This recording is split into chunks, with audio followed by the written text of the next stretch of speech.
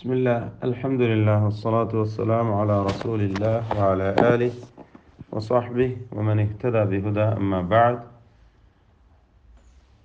അക്ഷരങ്ങൾക്ക് നൽകപ്പെടുന്ന സ്വരവിശേഷണങ്ങൾ സിഫാത്തുൽ ഹുറൂഫ് ഇത് പ്രധാനമായും രണ്ട് വിഭാഗമാണ്. വിപരീതങ്ങളുള്ള സിഫത്തുകൾ, വിപരീതങ്ങളില്ലാത്ത സിഫത്തുകൾ, സ്വരവിശേഷണങ്ങൾ. ഇതിൽ വിപരീതങ്ങളില്ലാത്ത എന്ന രണ്ടാം വിഭാഗത്തിലേക്കാണ് നമ്മളിപ്പോൾ പ്രവേശിച്ചത്. അതിൽ തന്നെ ഒന്നാമത്തെ സിഫത്തായ സഫീറിനെ കുറിച്ച് നാം പറയുകയുണ്ടായി.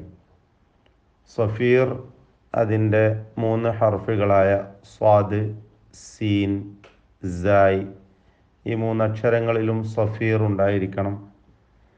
ഇതുമായി ബന്ധപ്പെട്ട കാര്യങ്ങൾ നാം വിശദീകരിച്ചു. ഇനി നമുക്ക് അസ്സിഫത്തു സാനിയ, രണ്ടാമത്തെ സിഫത്ത്, ദിദ് ഇല്ലാത്തതായ, വിപരീതങ്ങളില്ലാത്ത രണ്ടാമത്തെ സിഫത്താകുന്നു അൽ ഖൽഖല. ഖൽഖല എന്ന് പറയപ്പെടുന്ന സിഫത്ത്. വമിൻ മആനിഹ ഫിൽ ലുഗ അത്തഹ്രീകു വലിദ്തിറാബു, ഇളക്കുക, ചലിപ്പിക്കുക എന്നതാണ് ഖൽഖല എന്നതുകൊണ്ട് ഉദ്ദേശിക്കുന്നത്. വഫിൽ ഇസ്തിലാഹ്, സാങ്കേതികമായി അതുകൊണ്ട് ഉദ്ദേശിക്കുന്നത് എന്താണ്? ഇദ്തിറാബുൽ ലിസാനി ബിൽ ഹർഫി ഇൻദ നുത്ഖി ബിഹി സാകിനൻ ഹത്താ യുസ്മഅ ലഹു നബ്റത്തുൻ ഖവിയ്യ വഹുറൂഫുഹ 5 ജമഅ അൽ ഹാഫിദ് ഇബ്നുൽ ജസരി ഫി മുഖദ്ദിമതിഹി വതയ്യിബതിഹി ബിഖൗലി ഖുത്ബു ജദ്. സാങ്കേതികമായി അത് ഉദ്ദേശിക്കുന്നത്, ഖൽഖല എന്നതുകൊണ്ട് ഉദ്ദേശിക്കപ്പെടുന്നത്, അക്ഷരം ഉച്ചരിക്കപ്പെടുമ്പോൾ, അക്ഷരത്തിന് സുക്കൂൻ നൽകി ഉച്ചരിക്കുമ്പോൾ ഉണ്ടാകുന്ന നാവിൻ്റെ ചലനം, ആ ചലനം കാരണമായി പ്രത്യേകമായ സുക്കൂനിൻ്റെ ചലിപ്പിക്കപ്പെടുന്നതായ ഒരു ശബ്ദം പുറത്തേക്ക് കേൾക്കാൻ സാധിക്കുന്നു. അത് ഹറക്കത്ത് പോലെ ഉണ്ടാകും. അപ്പം ആ ഒരു ശബ്ദമാണ് സാങ്കേതികമായി ഖൽഖല എന്നതുകൊണ്ട് ഉദ്ദേശിക്കുന്നത് എന്നർത്ഥം. ഇതിൻ്റെ അക്ഷരങ്ങൾ 5 എണ്ണമാണ്. ഖുത്ബു ജദ് എന്ന പദത്തിൽ അടങ്ങിയിട്ടുള്ള ഖുത്ബു ജദ്, ഖാഫ്, ത്വാ, ബ, ജീം, ദാൽ, എല്ലാവരും ഓർത്ത് വെക്കാം. ഈ പദത്തിലടങ്ങിയ 5 ഹർഫുകൾ, ഖുത്ബു ജദ് എന്ന പദത്തിലടങ്ങിയ ഖാഫ്, ത്വാ, ബ, ജീം, ദാൽ, ഈ 5 അക്ഷരങ്ങളാണ് ഖൽഖലയുടെ അക്ഷരങ്ങൾ.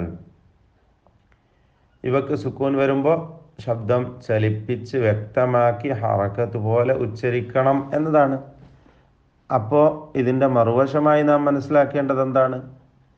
ഇവയല്ലാത്ത മറ്റക്ഷരങ്ങൾക്കൊന്നും സുക്കൂനിനെ ഇപ്രകാരം ചലിപ്പിക്കാൻ പറ്റുകയില്ല. ഇപ്പം നമ്മൾ ഓതിയതുപോലെ തുത് ല വ ഇദ തുത് ല എന്ന് നമ്മൾ ഓതുകയുണ്ടായി. അതുപോലെ യഖൂലൂന ഇഫ്തറ, തംലികൂന, എല്ലാ സുക്കൂനുകളും സുക്കൂനായി തന്നെ പറയണം. ഈ 5 ഹർഫുകൾ ഒഴികെ ഇവയുടെ സുക്കൂനിനെ ചലിപ്പിച്ച് ശബ്ദം കേൾപ്പിച്ചുകൊണ്ട് ഉച്ചരിക്കണം. അതിനാകുന്നു ഖൽഖല എന്ന് പറയുന്നത്.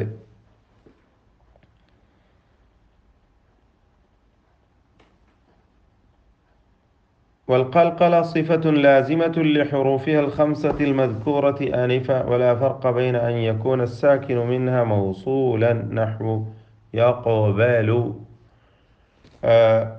ഈ അക്ഷരങ്ങൾക്ക് സ്ഥിരപ്പെട്ടതായ ഒരു സിഫത്താണ് ഖൽഖല എന്നത്. അവ മധ്യത്തിൽ ഈ അക്ഷരങ്ങൾ ഇടക്ക് വരുന്നതിനുള്ള ഉദാഹരണങ്ങളാണ് നമ്മൾ ഈ പറയുന്നത്. യഖബലു, യത്ബഉ, യബ്ദഉ, യജ്മഉ, യദ്റഉ, ഇതൊക്കെ ഈ ഹർഫുകൾ മധ്യത്തിൽ വന്നതിനുള്ള ഉദാഹരണങ്ങളാണ്. ഔ മൗഖൂഫൻ അലൈഹി സവാഅൻ അകാന മുഖഫഫൻ അം മുശദ്ദദ ഫൽമുഖഫഫു നഹ്വു. മുഖഫഫും മുശദ്ദദുമായിട്ട് വഖഫ് ചെയ്യപ്പെടുമ്പോഴുള്ള ഉദാഹരണങ്ങൾ ശ്രദ്ധിച്ചോളൂ. വഖഫിലാകുമ്പോൾ കൂടുതൽ അത് വ്യക്തമാവണം.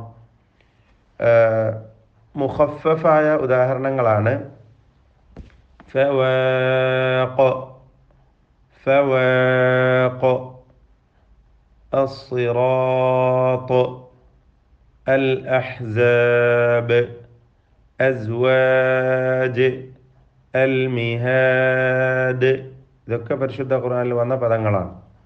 എന്നാൽ മുഷദ്ദദായ പദങ്ങൾ അൽ ഹഖ് വതബ്, ഇത് പറഞ്ഞ് നോക്കണം കേട്ടോ. മുഷദ്ദദാകുമ്പോൾ ഏറ്റവും കഠിനമായ, കൂടുതൽ പ്രകടമായിരിക്കും ശബ്ദ നൽകപ്പെട്ട അക്ഷരങ്ങളാകുമ്പോൾ. അൽ ഹഖ് വതബ്, വതബ് എന്ന് കൂടുതൽ ശക്തി നൽകേണ്ടതില്ല. വതബ് ശബ്ദം ചലിപ്പിക്കണം എന്നർത്ഥം. ചിലരത് വതബ് എന്ന് പറയും, തെറ്റാണ്. വതബ് പോരാ, വതബ്. വൽ ഹജ്ജ് അഷദ്, ഇങ്ങനെ ഷദ് നൽകപ്പെടുന്ന ഖൽഖലത്തിൻ്റെ അക്ഷരങ്ങളിൽ സുക്കൂൻ ചെയ്തുകൊണ്ട് വഖഫ് ചെയ്യുമ്പോൾ ഖൽഖല കൂടുതൽ പ്രകടമായിരിക്കുമെന്നർത്ഥം. അപ്പോൾ ശ്രദ്ധിക്കുക. വൽഖൽഖല ഫിസ്സാക്കിനിൽ മൗഖൂഫി അലൈഹി ബിനൗഇഹി അബിയനു മിനസ്സാക്കിനിൽ മൗസൂൽ. നമ്മൾ നേരത്തെ പറഞ്ഞ മൗസൂലായ അല്ലെങ്കിൽ മധ്യത്തിൽ ഈ ഖൽഖലത്തിൻ്റെ ഹർഫ് വന്നിട്ടുള്ളതിനേക്കാളും കൂടുതൽ അബിയൻ, കൂടുതൽ പ്രകടമായി വ്യക്തമായി ഖൽഖല വരുന്ന സന്ദർഭമാണ് അവയിൽ വഖഫ് ചെയ്യുമ്പോൾ ഉണ്ടാകുന്നത്. അതിലേറ്റവും കൂടുതൽ ശക്തമായതാണ് എന്ത്? ഷദ്ദോടുകൂടി വഖഫ് ചെയ്യുമ്പോൾ. അപ്പോൾ ഖൽഖലയുടെ മർത്തബകൾ നമുക്കിങ്ങനെ മനസ്സിലാക്കാം.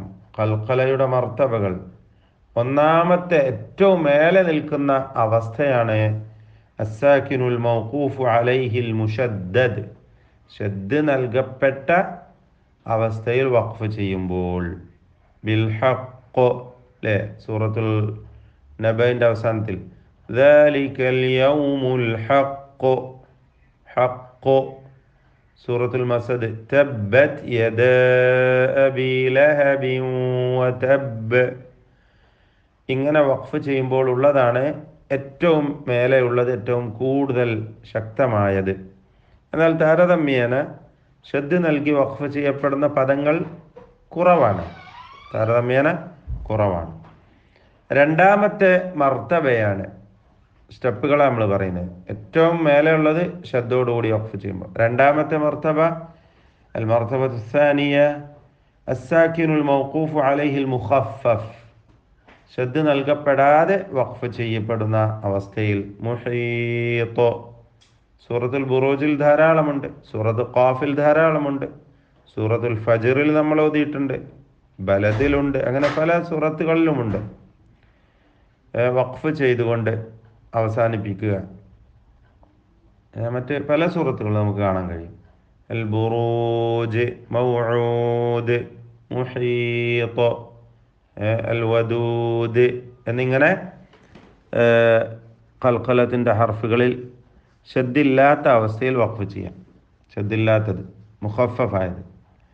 മൂന്നാമത്തെ മർത്തബയാണ് അസ്സാക്കിനുൽ മൗസൂൽ വഹുവൽ മഅറൂഫ് ബിൽ അസ്ലി. ഖൽഖല അസ്ലി എന്ന പേരിൽ അറിയപ്പെടുന്ന മൗസൂലായ മധ്യത്തിൽ ഈ പദങ്ങൾ വരുന്ന അവസ്ഥ.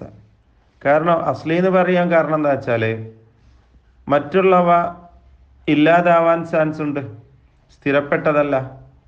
ഇപ്പോൾ ബുറൂജ് ഓതുകയാണെങ്കിൽ والسماء ذات البروج واليوم الموعود وشاهد ومشهود എന്ന് വസ്ല് ചെയ്ത് ഓതാൻ ചാൻസ് ഉണ്ടല്ലോ. കൂടാതെ ذلك اليوم الحق فمن شاء اتخذ എന്ന് വസ്ല് ചെയ്ത് ഓതാവുന്നതാണ്. അപ്പം അതുകൊണ്ടാണ് ഇതിന് അസ്ലി എന്നൊരു അധിക പേര് നൽകുന്നത്. എന്തായിരുന്നാലും മധ്യത്തിൽ ഖൽഖലത്തിൻ്റെ ഹർഫ് വരുമ്പോൾ ഉള്ളതാണ് മൂന്നാമത്തെ മർത്തബയിലുള്ളത്. അതാണ് സൂചിപ്പിച്ചത്. യജ്മഉ, യബ്ദഉ, യഖ്തുലു തുടങ്ങിയ, യഖ്തുലൂന തുടങ്ങിയ പദങ്ങൾ, യദ്റഉ പോലെയുള്ള ഇടക്ക് വരുന്ന പദങ്ങൾ, ഖബ്ലു, മിൻ ഖബ്ലു, ഇതൊക്കെ ഉദാഹരണങ്ങളാണ്. പിന്നെ നാലാമത്തെ മർത്തബ മുത്തഹർരിക്കാകുമ്പോൾ ഉള്ളതാണ്. അതിലും ഖൽഖല സുക്കൂനിലുള്ളതുപോലെ പ്രകടമാവുകയില്ല. ത്വബഅ എന്ന് പറയുമ്പോൾ അതിൽ ആ സിഫത്ത് നിലനിൽക്കുന്നുണ്ടെങ്കിലും പക്ഷേ അത് പ്രകടമാവുന്നത് സാക്കിനാകുമ്പോൾ മാത്രമാണ് എന്നതാണ് മനസ്സിലാക്കേണ്ടത്. ബാറക്കല്ലാഹു ഫീക്കും. ബിസ്മില്ലാ, അൽഹംദുലില്ലാഹ്, വസ്സലാത്തു വസ്സലാമു അലാ റസൂലില്ലാഹ് വഅലാ ആലിഹി